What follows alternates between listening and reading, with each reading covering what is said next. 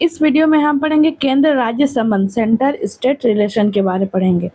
भारत की संघीय शासन प्रणाली किस देश के संविधान से प्रेरित है? ये कनाडा से। फेडरल सिस्टम यहाँ कनाडा से ये प्रेरित है। किसी विषय के विषयों पर केंद्र व राज्य सरकारें दोनों कानून बना सकती है कंकरेंट लिस्ट में, किसमें? समवर्ती सूची में। केंद्र राज्य संबंध किस अनुसूची में? 7वीं में। किसमें? 7 हैं, मतलब ऐसे याद रखो, ठीक है।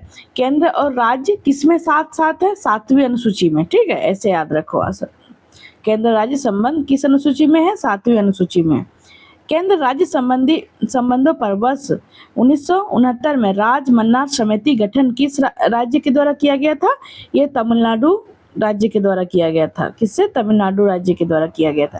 क्षेत्रीय परिषद जोनल काउंसिल का सृजन किसके माध्यम से किया गया है? ये संसदीय कानून द्वारा किया गया। किससे? संसदीय कानून द्वारा। अंतर्राज्यीय परिषद इंटर स्टेट काउंसिल का उपबंध किस अनुच्छेद में किया गया? अनुच्छेद 263 में है। किसमें? अनुच्छेद 263 में है। अंतर्राज्य परिषद का पदेन अध्यक्ष कौन होता है? ये प्रधानमंत्री होता है। अंतर्राज्य परिषद का पदेन अध्यक्ष प्रधानमंत्री होता है। संघ द्वारा कौन सा कर लगाया वो वसूला जाता है तथा संघ तथा राज्य में बांटा गया है? ये कृषि आय के अतिरिक्त आय पर कर जो लगता है वो है। सरकारिया आयोग का गठन कब किया गया था? मार्च 1983 में किया गया था। कब? मार्च 1983 में किया गया था। संविधान के किस अनुच्छेद में प्रावधान किया गया है कि विधि के प्राधिकार अथॉरिटी ऑफ लॉ के बिना न तो कोई का टैक्स लगाया जा सकता है और न ही एकत्र किया जा सकता है? ये संघ सूची में किए गए संशोधन।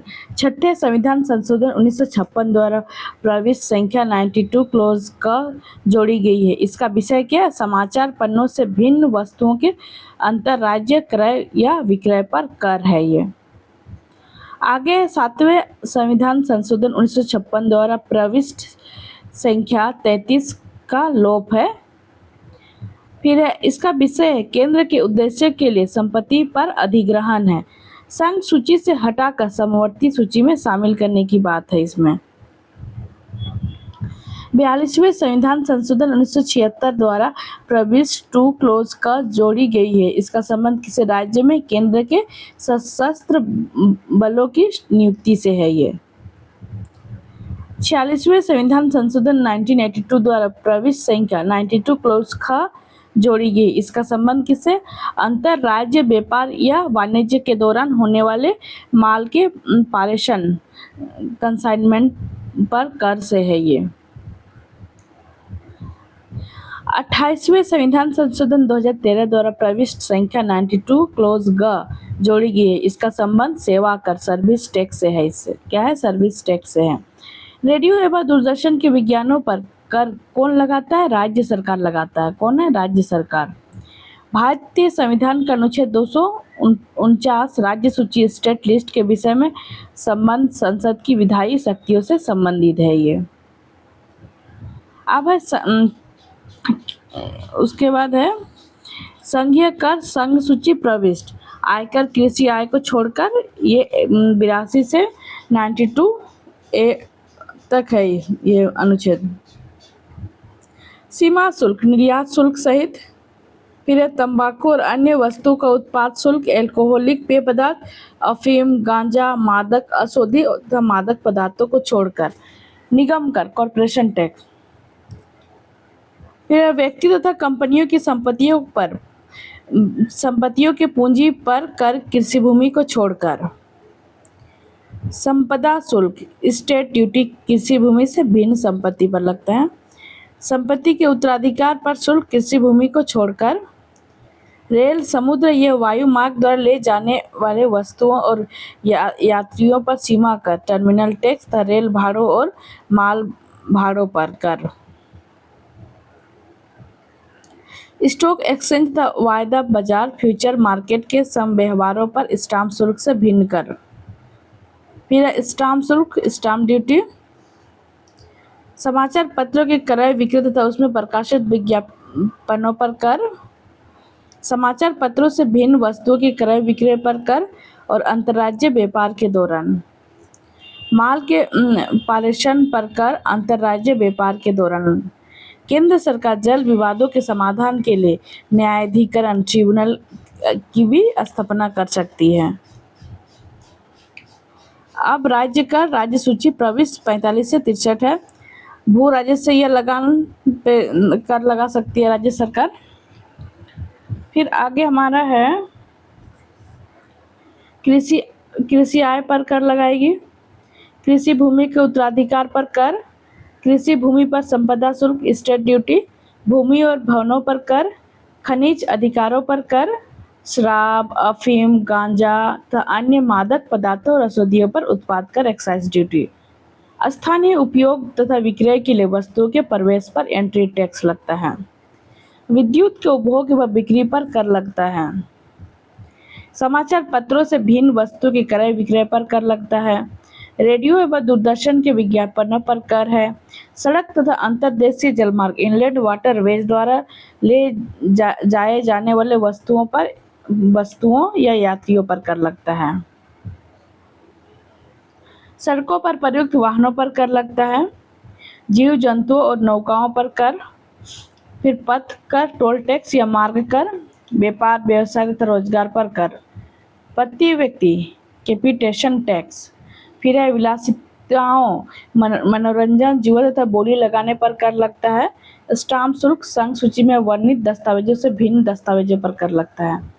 उपर्युक्त विषय में किसी के संबंध में शुल्क, किंतु इसमें न्यायालय से लिया जाने वाला शुल्क शामिल नहीं है। इसमें आयोग एवं समितियां, कमीशन एंड कमेटी, केंद्र राज्य संबंधों पर विचार के लिए समय समय पर विभिन्न आयोग एवं समितियों का गठन किया जाता है जो निम्नवत है। देखो, आयोग राजमन्नार समिति कब ये हुआ था? 1969 में हुआ था। DPV मन्नार इसके अध्यक्ष रहे हैं। फिर सरकारी आयोग, क्वेश्चन ये सब आता है क्रोनोलॉजिकल ऑर्डर में, इसको मैच करने के लिए आता है, इसलिए याद रखो। राजमन्नार कमेटी सबसे पहले 1969 DPV मन्नार थे। फिर सरकारिया 1983 में रंजीत सिंह सरकारिया इसके अध्यक्ष थे। प्रशासनिक सुधार आयोग 1966 में मोरारजी देसाई के टाइम। फिर है शीतलवाड़ समिति 1966 में MC शीतलवाड़ के अध्यक्षता में। और पूंची आयोग लेटेस्ट है 2007 का, मदन मोहन पूंची की अध्यक्षता में आया है। अनुच्छेद 312 के अंतर्गत राज्यसभा में उपस्थित और मतदान करने वाले सदस्यों को 2/3 बहुमत से पारित प्रस्ताव द्वारा संसद की किसी नई अखिल भारतीय सेवा के सृजन का अधिकार दिया है। देखो, अनुच्छेद 312 के अंतर्गत क्या है? ये विशेष पावर है राज्यसभा का। राज्यसभा में उपस्थित और मतदान करने वाले सदस्यों के 2/3 बहुमत से पारित प्रस्ताव द्वारा संसद को किसी नई अखिल भारतीय सेवा सृजन का अधिकार दिया गया है। इसमें भारतीय संविधान के किस भाग में केंद्र राज्य विधायी संबंधों का विवरण दिया गया है? भाग 9 में दिया है। किसमें? सॉरी, भाग 11 में दिया है। जल संबंधी विवादों पर न्याय निर्णय किस अनुच्छेद के अंतर्गत आता है? अनुच्छेद 262 के अंतर्गत आता है। प्रधानमंत्री की अनुपस्थिति में अंतरराज्य परिषद की अध्यक्षता उसके द्वारा नियुक्त कैबिनेट स्तर के मंत्री द्वारा की जाती है। यह सुझाव किस समिति ने दिया है कि राज्यपाल के पश्चात पर्यंत राज्य मंत्रिपरिषद के पद धारित करने से संबंधित प्रावधान समाप्त कर दिया जाए? ये राजमन्नार समिति ने। किसने? राजमन्नार समिति ने। भारत के संविधान में संघ और राज्य के प्रशासनिक संबंधों का उल्लेख किस अनुच्छेद में किया गया? अनुच्छेद 256 से 263 तक है। अंतरराज्य परिषद इंटर स्टेट काउंसिल के गठन का प्रावधान किस अनुच्छेद में वर्णित है? अनुच्छेद 263 में है। सरकारिया आयोग, सरकारिया कमीशन का गठन संघ और राज्य के मध्य संबंधों को समीक्षा करने के लिए हुआ था। सरकारी आयोग का गठन। अंतरराज्य परिषद इंटर स्टेट काउंसिल का गठन कब किया था? 28 मई 1990 में किया गया था। केंद्र राज्य संबंधों को विशेष रूप से किस संदर्भ में म्युनिसिपल संबंध कहा गया है? वित्तीय मामलों में राज्य पर केंद्र के नियंत्रण के संदर्भ में कहा गया है। अनुच्छेद 262 के अंतर्गत प्रदत्त शक्तियों के प्रयोग से संसद द्वारा नदी बोर्ड अधिनियम, उसके बाद अनुच्छेद 56 तथा अंतर्राज्य जल विवाद अधिनियम 1956 पारित किया गया। जल विवाद अधिनियम 1956 के अंतर्गत केंद्र सरकार ऐसे विवादों के समाधान के लिए न्यायाधिकरण ट्रिब्यूनल की स्थापना भी कर सकती है। केंद्र सरकार द्वारा राज्य के संचार साधनों के निर्माण एवं रख रखाव संबंधी निर्देश किस अनुच्छेद के अंतर्गत किए गए हैं? अनुच्छेद 257 के अनुसार किए गए हैं। तत्कालीन प्रधानमंत्री श्री विश्वनाथ प्रताप सिंह की अध्यक्षता में अंतर्राज्य परिषद की प्रथम बैठक 10 अक्टूबर 1990 को हुई है। ये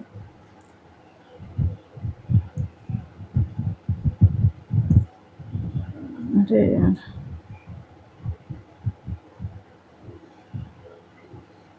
देखो, संघ राज्य संबंध भाग 11 से 12 अनुच्छेद 245 से 293।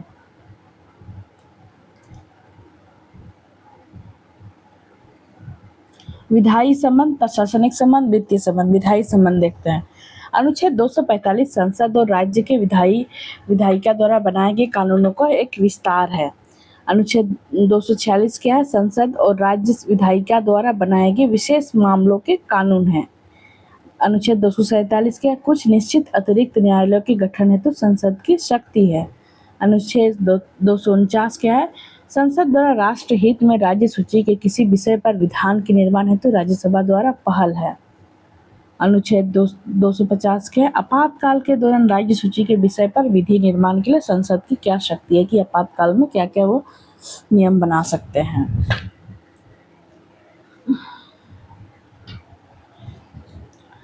आगे है अनुच्छेद 251। अनुच्छेद 249 और अनुच्छेद 250 के अधीन संसद द्वारा निर्मित विधि के असंगत होने की स्थिति में राज्य विधि पर वरीयता है। ये अनुच्छेद 252 क्या बोलता है? 2 या 2 से अधिक राज्यों के लिए उनकी सहमति से विधि बनाने की संसद की शक्ति और उस विधि को किसी अन्य राज्य द्वारा अंगीकार किया जाना। ये है। अनुच्छेद 253 क्या है? अंतर्राष्ट्रीय करारों को प्रभावी बनाने के लिए विधान निर्मित करने की संसद की शक्ति है। अनुच्छेद 252 क्या बोलते हैं? संसद द्वारा बनाई गई विधियों और राज्य विधानमंडलों द्वारा बनाई गई विधियों की में असंगति की स्थिति में संसद द्वारा बनाई गई विधि ही प्रभावी होगी। जो कानून संसद बनाएगी आखिरकार वही प्रभावी होंगे। आगे है अनुच्छेद 255। सिफारिशों और पूर्व मंजूरी के बारे में अपेक्षाओं को केवल प्रक्रिया का विषय मानना और उस आधार पर उसे खारिज न करना है। अनुच्छेद 256 इसमें क्या है? संसद द्वारा निर्मित विधि के अनुपालन को सुनिश्चित करने के लिए संघ द्वारा राज्य को निर्देश दिया जाना राज्य और संघ की बाध्यता है। ये अनुच्छेद 257 क्या है? संघ की कार्यपालिका शक्ति के प्रयोग के साथ साथ राष्ट्रीय और सामरिक महत्व के संचार साधनों के निर्माण और संरक्षण के संदर्भ में संघ का राज्य पर नियंत्रण है। अनुच्छेद 258 में क्या है? कुछ मामलों में संघ द्वारा राज्य को शक्ति प्रदान करने का संघ का अधिकार है। 258 का क्या है? राज्य द्वारा केंद्र को कार्य सौंपने की शक्ति है। अनुच्छेद 260 क्या है? भारत से बाहर के क्षेत्रों से संबंध में संघ के अधिकार हैं। अनुच्छेद 261 क्या है? सार्वजनिक कार्य अभिलेख और न्यायिक कार्यवाही है। अनुच्छेद 262 है अंतरराज्य नदी जल विवादों के हल के लिए न्यायाधिकरण का गठन है। अनुच्छेद 263 क्या है? अंतरराज्य परिषद का गठन है। वित्तीय संबंध क्या है? अनुच्छेद 265 विधि के प्राधिकार के बिना करों का आरोपण नहीं होगा। अनुच्छेद 266 क्या है? भारत और राज्य के संचित निधियां और लोक लेखा है। अनुच्छेद 267 है आकस्मिकता निधि है इसमें। अनुच्छेद 268 क्या है? केंद्र द्वारा लगाए गए परंतु राज्य द्वारा एकत्रित व विनियोजित कर है। आर्टिकल 270 क्या है? संघ द्वारा लगाए गए संग्रहित किंतु राज्य के बीच वितरित किए जाने वाले कर हैं इसमें।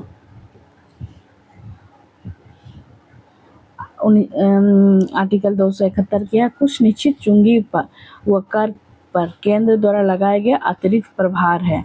अनुच्छेद 274 क्या है? राज्य के हितों से संबंधित कराधान वाले विधेयकों के संदर्भ में राष्ट्रपति की पूर्व अनुमति आवश्यक है। आर्टिकल 275 है कुछ राज्यों को संघ से अनुदान का ये है। फिर है अनुच्छेद 276 क्या है? व्यवसाय व्यापार और रोजगार पर कर है। आर्टिकल 280 क्या है? राष्ट्रपति द्वारा प्रत्येक 5वें वर्ष की समाप्ति पर वित्त आयोग का गठन है। अनुच्छेद 281 क्या है? वित्त आयोग की सिफारिशों को संसद के समक्ष रखा जाना है। अनुच्छेद 283 है संचित निधि, आकस्मिकता निधि और लोक लेखा में जमा धनराशियों की अभिरक्षा अनुच्छेद है। अनुच्छेद 285 की है संघ की संपत्ति को राज्य के कराधान से छूट है। अनुच्छेद 286 है वस्तुओं की बिक्री पर कर के अधिरोपण के विषय में निर्बंधन। अनुच्छेद 287 क्या है विद्युत पर करों से छूट है। अनुच्छेद 288 पानी और बिजली के संबंध में राज्य द्वारा कराधान की कुछ दशाओं में छूट है। और अनुच्छेद 289 राज्य की संपत्ति और आय के संघ से कराधान से छूट है।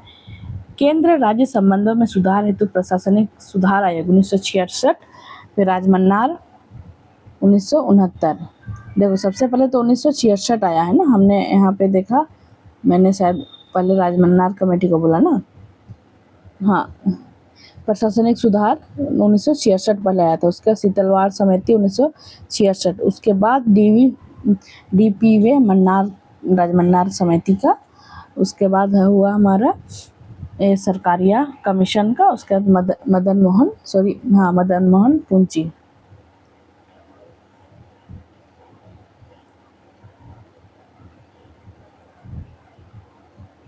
अब है आपात उपबंध इमरजेंसी प्रोविजन। आपातकाल में किसी राज्य विधानसभा की अवधि को बढ़ाई जा सकती है। किसके द्वारा बढ़ाई जाएगी? कुछ भी सब बड़े नेशनल लेवल पे कुछ भी किया जाएगा तो वो सिर्फ पार्लियामेंट के द्वारा ही किया जाएगा, संसद के द्वारा ही किया जाएगा। किसने कहा था कि राष्ट्रपति का आपातकालीन अधिकार संविधान के साथ धोखा है? हृदयनाथ कुंजरू जी ने कहा था। किसने कहा था? हृदयनाथ कुंजरू ने कहा था। राज्य में राष्ट्रपति शासन प्रेसिडेंट रूल किसकी सलाह पर लागू किया जाता है? यह राज्यपाल की सलाह पर किया जाता है प्रेसिडेंट रूल। राष्ट्रपति शासन अधिकतम कितनी अवधि तक लगाया जा सकता है? यह 3 वर्ष तक लगाया जा सकता है। कितना? 3। भारतीय संविधान के अनुच्छेद 352 के अनुसार राष्ट्रीय आपात नेशनल इमरजेंसी की घोषणा युद्ध, बाह्य आक्रमण, एक्सटर्नल अग्रेशन और अथवा सशस्त्र विद्रोह आर्म्ड रेबेलियन के आधार पर किया जा सकता है। क्या क्या में देखो आर्टिकल 352 के अनुसार राष्ट्र नेशनल इमरजेंसी के टाइम, वार, एक्सटर्नल अग्रेशन के टाइम और आर्म्ड रेबेलियन के आधार पर किया जा सकता है। भारतीय संविधान के किस अनुच्छेद के अंतर्गत भारत सरकार का दायित्व है कि वह बाह्य आक्रमण व आंतरिक अशांति से राज्य की रक्षा करे? अनुच्छेद 355 है। किसमें? 355 में। फिर है भारतीय संविधान के किस अनुच्छेद के अंतर्गत किसी राज्य में राष्ट्रपति शासन लागू किया जा सकता है? अनुच्छेद 356 है। किसमें? 356 है। और जो देखो बाह्य आक्रमण होगा, जैसे कि ऐसा मानने के लिए है, जैसे कि बांग्लादेश के आसपास जितने भी स्टेट हैं, ठीक है, उनमें बांग्लादेश आक्रमण करता है तो उसकी शांति के लिए ये केंद्र सरकार कौन सी आर्टिकल 355 के तहत उनको रक्षा देगी। अभी तक अनुच्छेद 352 का प्रयोग 3 बार किया गया है। इन 3 उद्घोषणाओं से संबंधित प्रमुख तथ्य इस प्रकार हैं।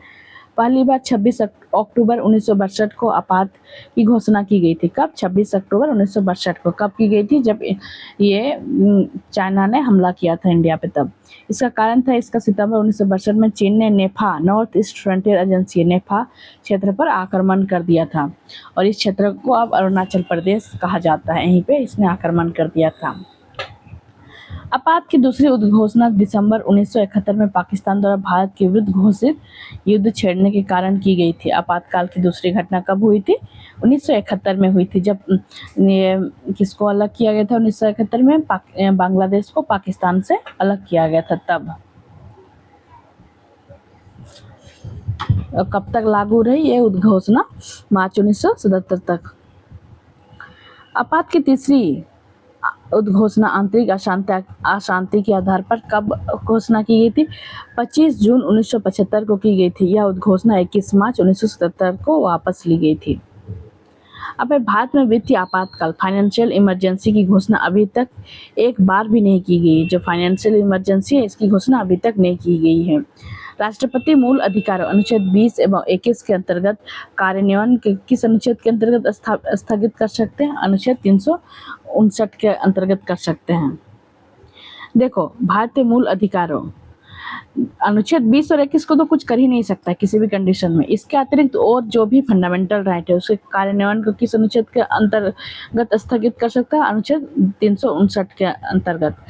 फिर है और 358 के अंतर्गत आर्टिकल 19 को स्थगित कर सकते हैं, लेकिन किस कंडीशन में? जब कोई बाहरी आक्रमण हो रहा हो, ठीक है, जैसे कि आर्म्ड रेबेलियन में उसका यूज मतलब आर्टिकल 19 को सस्पेंड नहीं किया जा सकता है। वो बाहरी आक्रमण जैसे चाइना कर रहा हो, पाकिस्तान कर रहा है, उस कंडीशन में उसको सस्पेंड किया जा सकता है आर्टिकल 358 को।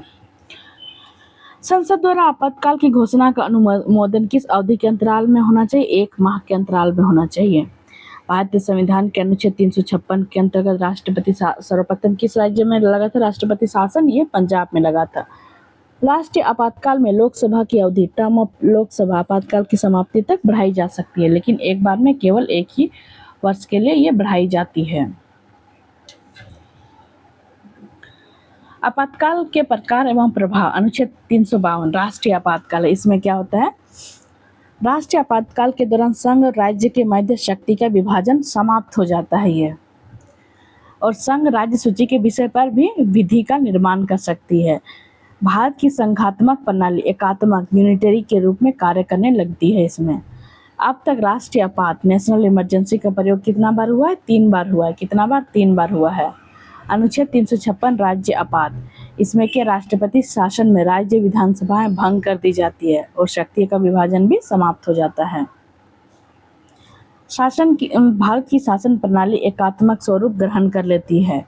अब तक राष्ट्रपति शासन का प्रयोग 120 से अधिक बार किया जा चुका है इसमें। अनुच्छेद 360 वित्तीय आपात, इसमें क्या होता है? वित्तीय आपातकाल में संघ और राज्य के मध्य में करों का विभाजन स्थगित कर दिया जाता है। क्या होता है? करों का विभाजन स्थगित कर दिया जाता है। संघ व राज्य के अधीन कार्यरत सभी व्यक्तियों के वेतन एवं भत्तों में कटौती की जा सकती है। इसके अतिरिक्त उच्चतम एवं उच्च न्यायालय के न्यायाधीश भी शामिल है इसके अंतर्गत, उनका भी कटौती किया जाएगा पेमेंट यदि वो वित्तीय आपातकाल लगता है तो। वित्तीय आपात फाइनेंशियल इमरजेंसी का प्रयोग अब तक एक बार भी नहीं किया गया है। ये मूल संविधान में आपात की उद्घोषणा सशस्त्र विद्रोह के स्थान पर आंतरिक अशांति का उल्लेख किया गया है। यहाँ पे मूल संविधान में क्या है ना, जो ये सशस्त्र विद्रोह यानी कि आर्म्ड रेबेलियन की जगह पता है इंटरनल डिस्टर्बेंस का यूज किया गया था वर्ड, लेकिन इसको बाद में आंतरिक अशांति को हटा के उसमें आर्म्ड रेबेलियन कर दिया गया है।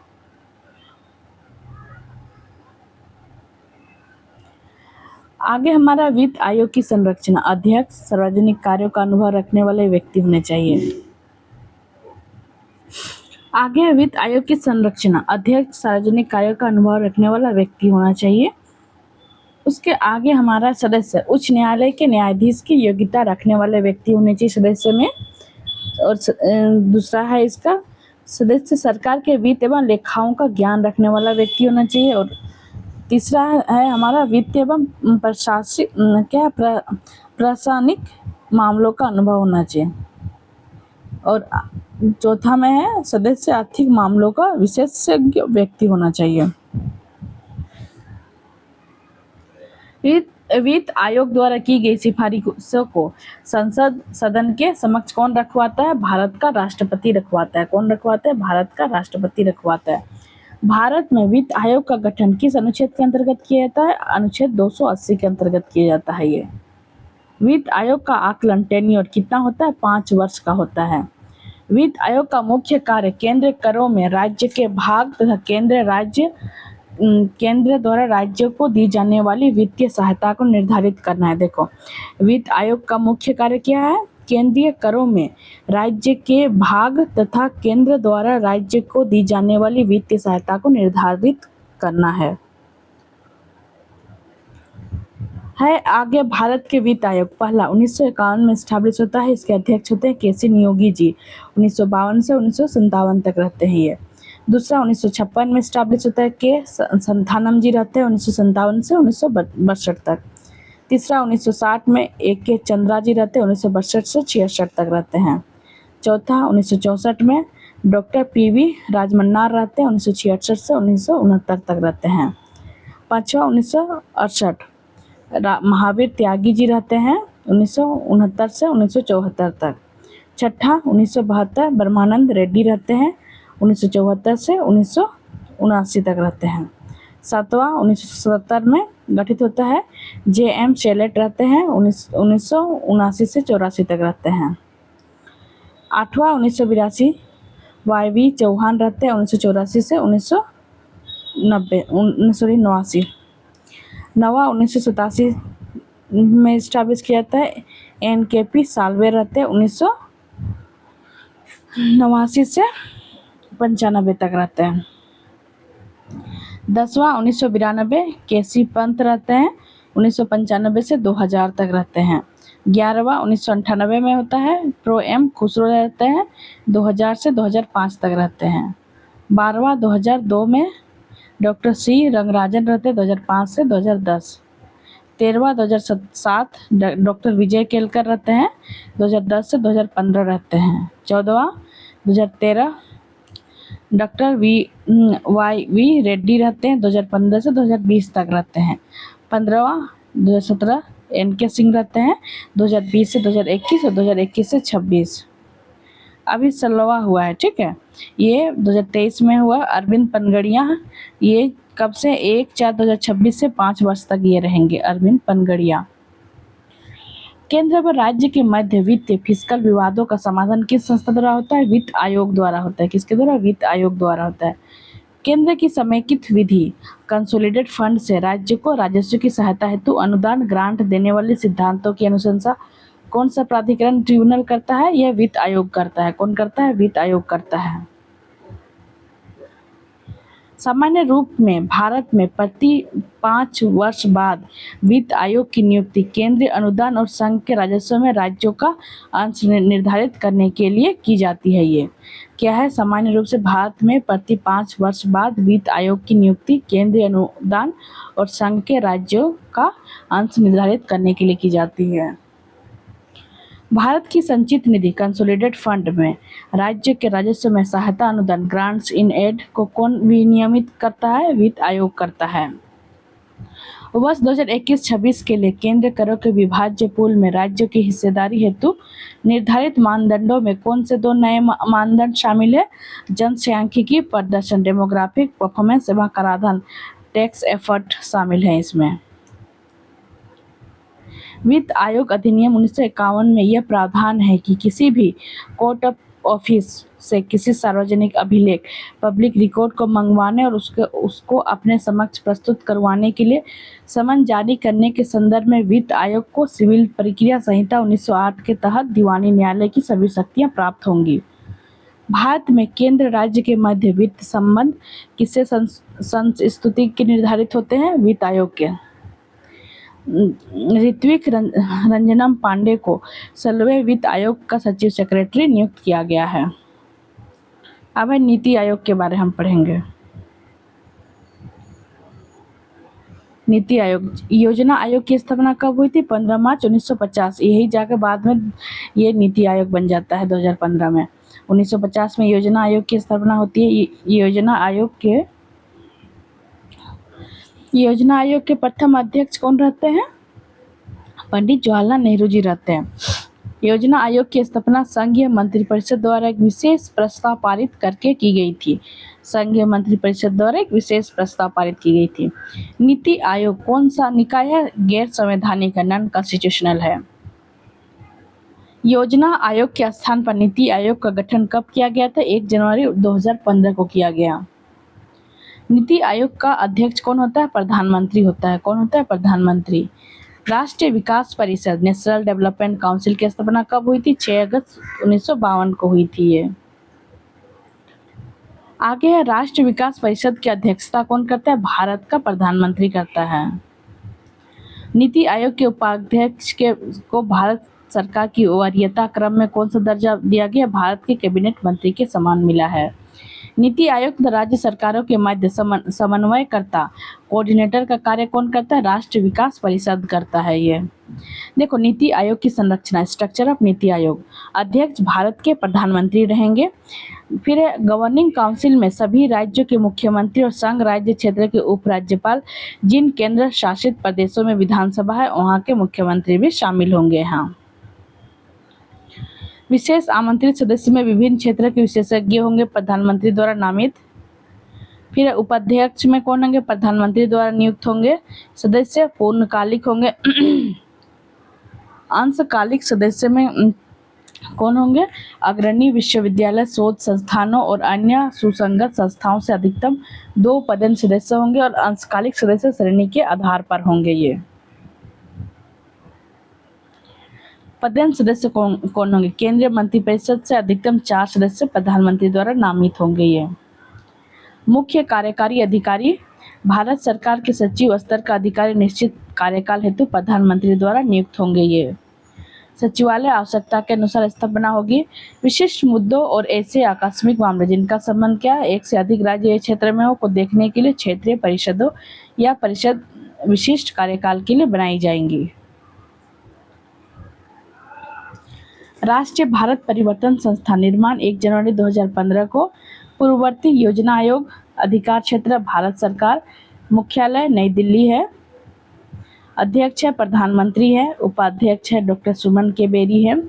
मुख्य कार्यकारी अधिकारी BVR सुब्रमण्यम है। ये वेबसाइट है niti.government.in है। योजना आयोग ने संघ का स्थान ले लिया है और हमारा देश अनेक अर्थों में एकल प्रणाली की तरह कार्य कर रहा है। यह कथन किसे के संथानम का है।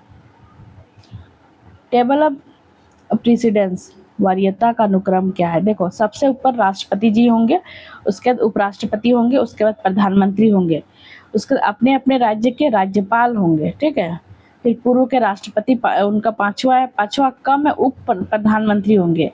फिर छठा में भारत के मुख्य न्यायाधीश व लोकसभा अध्यक्ष। ये कभी कभी क्रमशः पूछ देता है कि भाई छठवें में कौन सा है, किनको मतलब ये करने के लिए पूछा जाता है। 1 मिनट, अरे यार। फिर 7वां रैंक में कौन है? संघ के कैबिनेट मंत्री एवं अपने राज्य के मुख्यमंत्री, यानी कि मुख्यमंत्री का भी पोजीशन 7वें नंबर पे है। फिर उपाध्यक्ष नीति आयोग के पूर्व प्रधानमंत्री इसी में है, क्वेश्चन पूछा हुआ है। ये सब राज्यसभा व लोकसभा के विपक्ष के नेता हैं। फिर 7 क के रैंकिंग में कौन होंगे? ये भारत रत्न से सम्मानित व्यक्ति होंगे। 8वीं रैंक में कौन होंगे? अपने अपने राज्य के बाहर के राज्यों के राज्यपाल होंगे। अपने अपने राज्य के बाहर के राज्यों के राज्यपाल होंगे। फिर 9वां पोजीशन में है उच्चतम न्यायालय के न्यायाधीश होंगे। 9 का में होंगे अध्यक्ष लोक सेवा आयोग, यहाँ पे होंगे। मुख्य चुनाव आयोग किसी में आएंगे। भारत के नियंत्रक व महालेखा परीक्षक आएंगे। और 10वां में राज्यसभा के उपसभापति आएंगे। नया भारत @75 के लिए कार्यनीति किसके द्वारा जारी की गई है? नीति आयोग के द्वारा। नीति आयोग का उद्देश्य क्या? आर्थिक नियोजन करना, नीति निर्माण करना और राष्ट्रीय सुरक्षा को सुनिश्चित करना है। निर्वाचन आयोग, इलेक्शन कमीशन। ठीक है, राजनीतिक दल को राष्ट्रीय या क्षेत्रीय दल की मान्यता, रिकॉग्निशन ऑफ नेशनल और रीजनल पार्टी देने का अधिकार किसे प्राप्त है? चुनाव आयोग को प्राप्त है। ये भारत के मुख्य चुनाव आयोग की पदावधि क्या है? 6 वर्ष या फिर 65 वर्ष की आयु होनी चाहिए, जो भी पहले हो। इसमें भारत के मुख्य चुनाव आयुक्त को किसके द्वारा नियुक्त किया जाता है? राष्ट्रपति के द्वारा नियुक्त किया जाता है। दिसंबर 2023 में पारित मुख्य निर्वाचन आयुक्त व अन्य निर्वाचन आयुक्त अधिनियम 2023 के अनुसार मुख्य चुनाव आयोग व चुनाव आयुक्त की नियुक्ति चयन समिति की सिफारिश के आधार पर राष्ट्रपति करेंगे। और चयन समिति में कौन कौन शामिल रहेंगे? प्रधानमंत्री रहेंगे, केंद्रीय मंत्रिमंडल का एक मंत्री, लोकसभा में प्रतिपक्ष नेता या सबसे बड़े दल के नेता शामिल होंगे।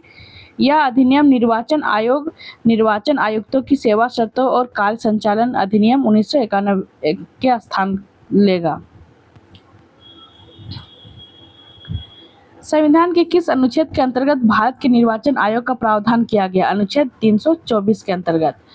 निर्वाचन से संबंधित अनुच्छेद कौन से? 324 चुनाव कार्य के अधीक्षण, निदेशन तथा नियंत्रण की शक्ति चुनाव आयोग में निहित है। 325 में क्या है? चुनाव प्रक्रिया में शामिल के लिए कोई व्यक्ति धर्म, नस्ल, जाति तथा लिंग के आधार पर आयोग नहीं होगा अथवा इन्हीं आधारों पर शामिल होने का दावा नहीं कर सकता है। ये 326 में क्या है, लोकसभा अथवा विधानसभाओं के चुनाव वयस्क मताधिकार के आधार पर संपन्न होंगे।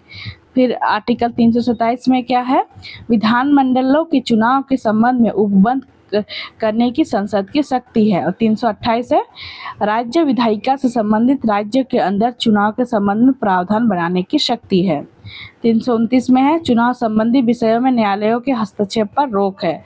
और 329 का है, प्रधानमंत्री तथा लोकसभा अध्यक्ष के चुनाव संबंध में विशेष प्रावधान निरस्त किया गया। आंतरिक दलीय लोकतंत्र का उपयोग कहाँ होता है, दल के आंतरिक चुनाव हेतु जो दल के पदाधिकारियों का चयन हेतु समय समय पर होता है। ये मुख्य चुनाव आयुक्त को किस प्रकार उसके पद से हटाया जा सकता है, संसद के दोनों सदनों के सदस्यों द्वारा 2/3 बहुमत से प्रमाणित कदाचार के आधार पर किया जाएगा। राष्ट्रपति का चुनाव किसके द्वारा संचालित होता है, भारत के निर्वाचन आयोग द्वारा। 61वां, ये तो इसी बार एसआई में पूछा हुआ है, बिहार का 61वां संविधान संशोधन 1989 के अंतर्गत 61वां संविधान संशोधन 1989 के अंतर्गत मतदान की न्यूनतम आयु 21 वर्ष से घटाकर 18 वर्ष कर दी गई है। ये बहुत सारे एग्जाम में पूछा हुआ क्वेश्चन है। आगे है, संसदों की अयोग्यता संबंधी विवाद पर कौन निर्णय देता है, निर्वाचन आयोग के परामर्श से राष्ट्रपति देता है। संसद द्वारा किसी व्यक्ति को चुनाव लड़ने के लिए अयोग्य करार दिया जाता है, न्यायालय द्वारा अपराधी घोषित किए गए व्यक्ति को। भारत में मताधिकार और निर्वाचित होने का अधिकार किस प्रकार का है, ये विधिक अधिकार है। क्या है, विधिक अधिकार। राजनीतिक दलों को सर्वप्रथम संवैधानिक मान्यता किस वर्ष प्रदान की गई, वर्ष 1985 में की गई है। अनुपातिक प्रतिनिधित्व की आवश्यकता किस देश में नहीं होती है, जहां द्विदलीय प्रणाली प्रचलित हो। हाँ, दिनेश गोस्वामी समिति का संबंध किससे है, लोकसभा चुनाव के सरकारी वित्तीयन से है। ये दिनेश गोस्वामी समिति किसी भी राजनीतिक दल को मुख्य विपक्षी दल की मान्यता प्राप्त करने हेतु उसके पास सदन से कम 10% सदस्य होने चाहिए, तभी हो सकता है। निर्वाचन आयोग को किस वर्ष 3 सदस्यीय आयोग बनाया गया, वर्ष 1979 एवं 1993 में। अरे यार, मैं 79 और 89 बार गलत ही पढ़ती हूँ। वर्ष 1989 एवं 1993 में। दल बदल निरोधक अधिनियम कब पारित किया गया था, ये 15 फरवरी 1985 को पारित किया गया था। निर्वाचन प्रक्रिया, इलेक्शन प्रोसेस का आरंभ राष्ट्रपति द्वारा जारी की गई अधिसूचना से ही होता है। यह अधिसूचना जनप्रतिनिधित्व अधिनियम पब्लिक रिप्रेजेंटेटिव एक्ट 1951 की धारा 40 के अंतर्गत जारी की जाती है। भारतीय निर्वाचन आयोग के अनुसार एक राष्ट्रीय दल के रूप में मान्य होने के लिए राजनीतिक दल का कम से कम 4 राज्यों में मान्यता प्राप्त राजनीतिक दल के रूप में भी होना आवश्यक है। ये अब है प्रमुख आयोग में मेजर कमीशन।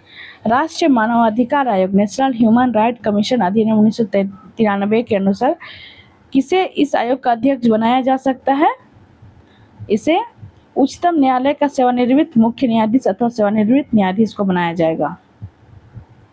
भारत में सर्वप्रथम लोक सेवा आयोग की स्थापना किस अधिनियम द्वारा की गई थी, गवर्नमेंट ऑफ इंडिया एक्ट 1919 के हिसाब से की गई थी लोक सेवा आयोग की। वर्ष 1926 में ली कमीशन की अनुशंसा पर सर्वप्रथम लोक सेवा आयोग की स्थापना की गई थी। राज्य लोक सेवा आयोग स्टेट पब्लिक सर्विस कमीशन के सदस्यों की नियुक्ति किसके द्वारा की जाती है, राज्यपाल के द्वारा की जाती है। भारतीय प्रशासनिक सेवा आईएएस और भारतीय पुलिस सेवा आईपीएस को समाप्त करने की सिफारिश किस आयोग ने की थी, यह राजमन्नार आयोग ने की थी। संघ लोक सेवा आयोग की प्रथम महिला अध्यक्ष कौन थी, ये रोज मिलियन बेथ्यू थी। भारत के लोकपाल की नियुक्ति 23 मार्च 2019 को राष्ट्रपति द्वारा सर्वोच्च न्यायालय के सेवानिवृत्त न्यायाधीश पिनाकी चंद्र घोष को भारत का प्रथम लोकपाल नियुक्त किया गया है। क्या है, 23 मार्च 2019 को राष्ट्रपति द्वारा सर्वोच्च न्यायालय के सेवानिवृत्त न्यायाधीश पिनाकी चंद्र घोष को भारत का प्रथम लोकपाल नियुक्त किया गया है। इसका चयन प्रधानमंत्री की अध्यक्षता वाली एक चयन समिति द्वारा किया जाता है, जिसमें सर्वोच्च न्यायालय के मुख्य न्यायाधीश होंगे, लोकसभा अध्यक्ष होंगे, प्रख्यात न्यायविद होंगे।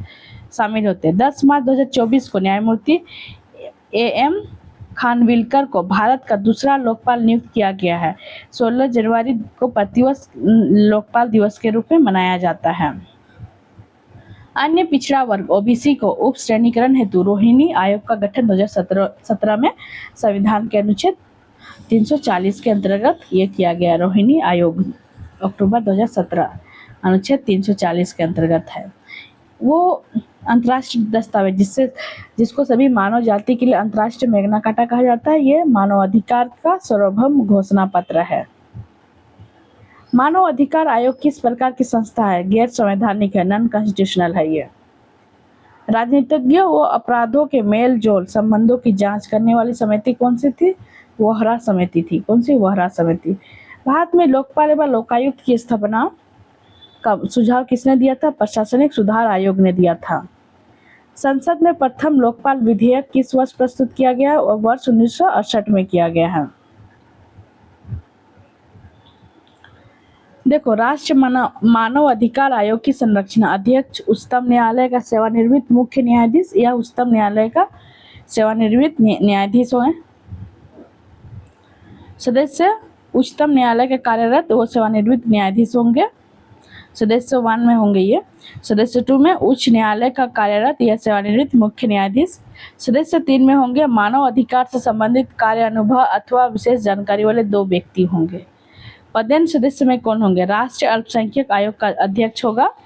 पदेन सदस्य राष्ट्रीय अनुसूचित जाति आयोग का अध्यक्ष होगा। पदेन सदस्य राष्ट्रीय अनुसूचित जनजाति आयोग का अध्यक्ष होगा। पदेन सदस्य में राष्ट्रीय महिला आयोग के अध्यक्ष है। फिर पदेन सदस्य में फिर पिछड़ा वर्ग आयोग का अध्यक्ष। पदेन सदस्य में विकलांग व्यक्तियों के लिए मुख्य आयुक्त होंगे। पदेन सदस्य में राष्ट्रीय बाल अधिकार सुरक्षा आयोग के मुख्य आयुक्त होंगे। इसमें संचित निधि को समेकित निधि के नाम से भी जाना जाता है। किसके नाम से जानता है? समेकित निधि।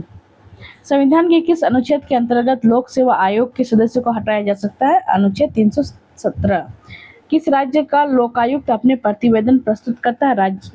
किसी राज्य का लोकायुक्त अपना प्रतिवेदन किसको प्रस्तुत करता है? राज्यपाल को करता है। राज्य मानव अधिकार आयोग का अध्यक्ष कौन होता है? उच्च न्यायालय के सेवानिवृत्त मुख्य न्यायाधीश होते हैं। उत्तर प्रदेश लोक सेवा आयोग UPPCS के व्यय किस निधि पर आधारित होते हैं? राज्य के संचित निधि पर होते हैं। ये लोक सेवा आयोग में एक अध्यक्ष के अतिरिक्त 10 अन्य सदस्य होते हैं। इसमें लोकसभा संस्था में अध्यक्ष के अतिरिक्त 8 अन्य सदस्यों की नियुक्ति होती है, जिनका कार्यकाल कितने वर्षों का होना चाहिए? 5 वर्ष का होना चाहिए। अब राज्य भाषा ऑफिशियल लैंग्वेज के बारे में पढ़ेंगे। भारतीय संविधान के अनुच्छेद 344 के अंतर्गत प्रथम राज्य भाषा आयोग का गठन कब हुआ था? वर्ष 1955 में BG खेर की अध्यक्षता में हुआ था। अनुच्छेद 344 के अंतर्गत राज्य भाषा आयोग का गठन कब हुआ था? वर्ष 1955 में हुआ था। 8वीं अनुसूची वर्ष 2003 4 भाषाएं किस संविधान संशोधन के साथ जोड़ी गई थी, जिनमें उनकी संख्या बढ़कर 22 हो गई है? ये 92 संविधान संशोधन द्वारा हुआ है। ये संविधान में 8वीं अनुसूची में सम्मिलित भाषाएं कौन सी है? असमिया है, बांग्ला है, गुजराती है, हिंदी है, कन्नड़ है, कश्मीरी है, कोंकणी, मलयालम, मणिपुरी, मराठी, नेपाली, उड़िया, पंजाबी, संस्कृत, सिंधी, तमिल, तेलुगु, उर्दू, डोगरी, बोडो, मैथिली और संथाली। ये मैथिली, बोडो, संथाली ये सब पूछा हुआ है। इनको कब शामिल किया गया है? क्वेश्चन पूछा हुआ है। संविधान के किस अनुच्छेद में प्रत्येक राज्य में भाषाई अल्पसंख्यक वर्ग के बच्चों की उनकी मातृभाषा में प्राथमिक स्तर पर शिक्षा उपलब्ध कराने की व्यवस्था है? आर्टिकल 350 में है। मैथिली भाषा को 8वीं अनुसूची के अंतर्गत किस वर्ष शामिल किया गया? यह वर्ष 2003 में शामिल किया गया। 71वें संविधान संशोधन द्वारा वर्ष 1992 में संविधान की 8वीं अनुसूची में कौन कौन सी भाषा नेपाली, कोंकणी, मणिपुरी भाषा जोड़ी गई है? राष्ट्रीय संस्कृत विद्यापीठ कहाँ स्थित है? तिरुपति, आंध्र प्रदेश में है। भारत सरकार ने शास्त्रीय भाषाओं के रूप में भाषाओं की एक नई श्रेणी बनाने का निर्णय कब लिया? 12 अक्टूबर 2004 में लिया है। और अभी कौन कौन सी भाषा है इसमें शामिल है? देखो, तमिल 2004, संस्कृत 2005, तेलुगु 2008 में, कन्नड़ 2008 में, मलयालम 2013 में। देखो जितने भी ये साउथ के हैं सारे लैंग्वेज आ गए हैं, जितने भी स्टेट हैं, जैसे तमिलनाडु के लिए संस्कृत छोड़ दो तो आंध्र प्रदेश के लिए तेलुगु है, कर्नाटक के लिए मलयालम, केरल के लिए सारे भाषा आ गए। उसके यहाँ संस्कृत को जोड़ा गया। फिर उड़ीसा, फिर पाली 2024 में। देखो अभी 2024 में क्या क्या जोड़े हैं। पाली को 2024 में, प्राकृत को भी 2024 में, असमिया को भी 2024 में, मराठी को 2024, बंगाली को 2024 में जोड़ा गया है। राज्य भाषा से संबंधित अनुच्छेद। संघ की भाषा 243 संघ की राज्य भाषा और 244 आर्टिकल में क्या राज्य भाषा पर संसदीय आयोग एवं समिति। 345 राज्य की राज्य भाषा अथवा राजभाषाएं कौन सी है, क्षेत्रीय भाषाओं के लिए है। आर्टिकल 346 में क्या एक राज्य से दूसरे राज्य अथवा अपने एक राज्य के संघ के बीच संवाद की राजभाषा है ये। 347 में क्या किसी राज्य की जनसंख्या के एक समूह द्वारा बोली जाने वाली भाषा में संबंधित प्रावधान है। सर्वोच्च न्यायालय व उच्च न्यायालय की भाषा कौन सी है। 348 सर्वोच्च न्यायालय तथा उच्च न्यायालय में साथ ही अधिनियमों एवं विधेयकों में प्रयोग की जाने वाली भाषा है। 349 में भाषा से संबंधित कुछ निर्णय, नियम, अधिनियम के लिए विशेष प्रक्रिया है इसमें। विशेष विनिर्देश 350 में क्या है, शिकायत निवारण के लिए प्रयुक्त भाषा। 350 में है प्राथमिक स्तर पर मातृभाषा में शिक्षण के लिए सुविधा है। 350 बी में है भाषाई अल्पसंख्यकों के लिए विशेष पदाधिकारी। फिर 351 में हिंदी भाषा के विकास के लिए केंद्र सरकार का आदेश। वर्ष 1957 में प्रथम राज्य भाषा संयुक्त समिति किसकी अध्यक्षता में गठित की गई थी, पंडित गोविंद वल्लभ पंत की अध्यक्षता में गठित की गई थी। भारत की राज्य की भाषा संबंधी प्रावधान का संशोधन किस प्रकार है, संसद में से कम 2/3 बहुमत से होना चाहिए। सिंधी भाषा को 8वीं अनुसूची में किस संविधान संशोधन द्वारा जोड़ा गया, 21वीं संविधान संशोधन 1967। संविधान की 8वीं अनुसूची में सम्मिलित भाषाओं में से कौन सी दूसरी सर्वाधिक बोली जाने वाली भाषा है, बंगाली या बंगला है। बोडो, डोगरी, ये पूछा हुआ है इसी बार जेपीएससी में। बोडो है ना, डोगरी, मैथिली, संथाली। और वहाँ पे ऑप्शन क्या था कि कितने भाषाओं को जोड़ा गया था, 1 2 3 4। तो कितने भाषा, 1 2 3 4 भाषाओं को जोड़ा गया था। 4 राज्य भाषाओं को 92 संविधान संशोधन 2003 द्वारा जोड़ा गया। एकदम फैक्ट्स पूछे जाता है कि कितने। हम जान रहे हैं कि बोडो, डोगरी, मैथिली और संथाली को जोड़ा गया, लेकिन है कि कितने जोड़ा गया था ये पूछा गया था। आगे है पंचायती राज, दूसरे वाले वीडियो में करेंगे।